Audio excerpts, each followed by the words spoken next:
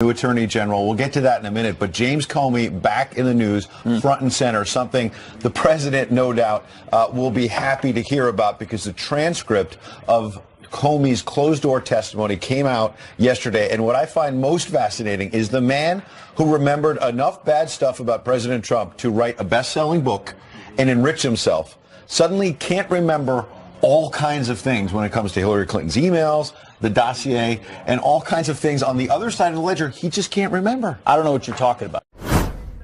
Part about the coverage that they have on him with sex actions is supposed to be true. They've said that that's absolutely true. Some other things they kind of allude to. Good about Ed. Right, I think he said it was 156 times that he was quoted, "I don't know," 72 times, "I don't remember," 8 times, "I don't recall." I guess I don't know the difference between "I don't recall" and "I don't remember." Just trying to mix it up. But I guess you got to do that when it's only 200 and something pages and you have 200 and something lines of him saying. Well, they made this deal, right? It won't be in public. It'll be behind closed doors, so we'll release a transcript. I think it doesn't matter if you're in public or in private. If you're in a place where you feel like you might perjure yourself or you might contradict testimony, the only thing you can say is, "I don't know," or "I don't remember." I think it was a smart move, but you don't want to say "I don't know" because they can disprove that at some point. The "I don't remember" and "I don't recall," no one can disprove that you don't remember something. But to Ed's point, great point. But to Ed's point, you wrote a book. He wrote memos. He remembered all kinds of things. Part of massive FISA applications. Suddenly, I don't remember. And look I don't recall. Nature of the dossier. Ratcliffe asked, do you recall that on numerous occasions subsequent to October of 2016, you, in your capacity as FBI director, referred to the Steele dossier as salacious and unverified? May I reply? Please. As Comey? Yes, I don't know what I was referring to all of it. Maybe I was, but I had in mind some particular portions of it that were salacious and unverified. So. He just wanted to reiterate his rejection of the allegation and talk about he'd thought about it more and why he thought it wasn't true. The verified and unverified and salacious parts, and during that call he asked me again, "Hope you're going to stay. You're doing a great job." All that salacious and unverified. I just meant a few portions. But he said the rest maybe of it was all thoroughly of it. vetted. But maybe it was all of it. But I was really referring to some of it. So is he alluding to it actually could have gone to all of it? Yes, and also Trey Gowdy pressed him on the point that, look, you think everything that President Trump did, whether it's firing you or other things, that it amounts to obstruction of justice, and you write your little memos about it. Then Barack Obama did that interview back in the 2016 campaign with Fox's Chris Wallace and said, let Hillary Clinton go. She didn't have criminal intent. Totally. What do you think of that? And Comey said, I didn't see that through the lens of obstruction of justice. Gowdy said, well, did you make a memo about Barack Obama? And he said, what do you mean, a memo about this Fox News interview? No. Well, okay. So no, did you tell your staff not to be influenced by it? Right. And he said, no, I didn't. So President Trump does something he finds icky. There's a memo. There's a federal case.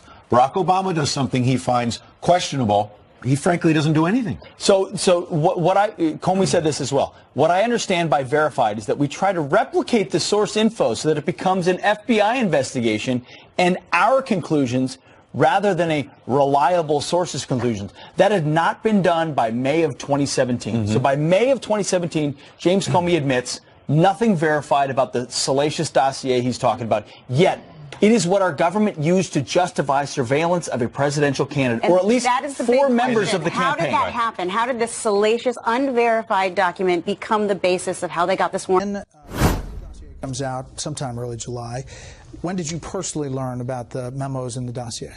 Sometime in the fall. I don't remember exactly when. You're talking fall of 16. Right. So who told you about them? I don't remember. Someone on my senior staff. Do you remember how they were described? I remember they briefed me about it, explained that it came from a reliable source, former Allied intelligence officer. I remember being given a copy of it. I don't know whether it was September, October, sometime in that period of time. When did you learn that the DNC and Hillary Clinton campaign had funded Christopher Steele's work? Yeah, I still don't know that for a fact. What do you mean? I've only seen it in the media. I never knew exactly which Democrats had funded. I knew it was funded first by Republicans, opposed to Donald. That's not true. I'm sorry? That's not true. That the dossier that Christopher Steele worked on was funded by Republicans? My understanding was his work started funded by Oppo Research, funded by Republicans. So Free Beacon and said that they had Glenn Simpson and Fusion GPS on a kind of a retainer, but they did not fund the Christopher Steele memo or the dossier. That was initiated by Democrats. Okay, my understanding was the activity was begun, that Steele was hired to look into, was first funded by Republicans, then picked up, the important thing was picked up by Democrats opposed to Donald Trump. So is that why, did you tell President Obama that the dossier was ever, who it was funded by? No, not to my recollection. Did you want to know who it was funded by? I wanted to know what I knew, which is that it was funded by people politically opposed to Donald Trump. Okay. Which particular opponents wasn't that important When to me. did you, so you still to this day don't know that it was funded by the DNC or I've read the that in the Clinton media, campaign? but I don't know for a fact and didn't know while I was at the FBI which exact opponent of the president's funded that. He also repeated in this testimony what he told our own Brett Baer on his book tour, that he really didn't hear about Christopher Steele, the ex-British spy who put the dossier, the unverified dossier together. He didn't really hear about him. You were the FBI director. How did you, either you're not telling the truth or it's incredible that you're in charge, quote unquote, and you didn't even know this guy was writing the dossier. Absolutely. And you went to Trump Tower to brief the president-elect about it without knowing what the source was. More important than all of that is you went to the FISA judge. He and other officials at the FBI and the DOJ signed their names to get the FISA warrant, to go to the FISA judge, use the dossier. And Jim Jordan says, this is all quite ridiculous. Watch.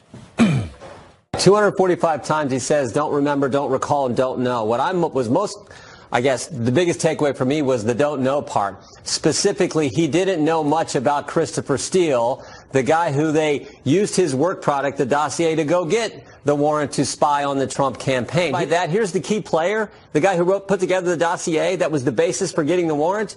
And you didn't know anything about him? I find that hard to believe, but that was those were his answers yesterday. He also didn't know much about Bruce Orr. Well, the DOJ interesting lawyer. thing was he said the dossier came from a reliable source, but then he was saying that he doesn't know much about Steele. So which is it? Is Steele a reliable source, or does he not know much about him? And that's where I got a little confused in this. And unfortunately, I think that's where Americans we're are all confused. confused. We all are. Again, we get all these 200-page memos and documents, but we still don't really understand something. And so maybe some people didn't tell the truth under oath. Wait a second. I think a standard is being set with the Bob Mueller investigation.